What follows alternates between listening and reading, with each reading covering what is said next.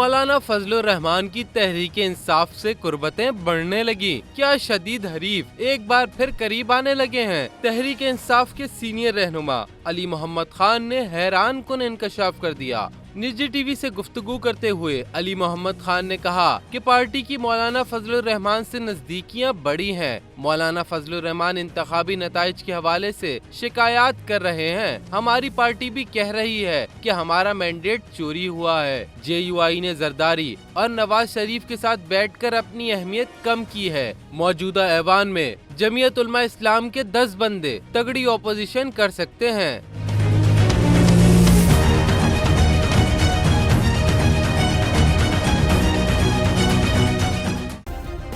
Subscribe करें और bell दबाएं ताकि कोई खबर रह न जाए।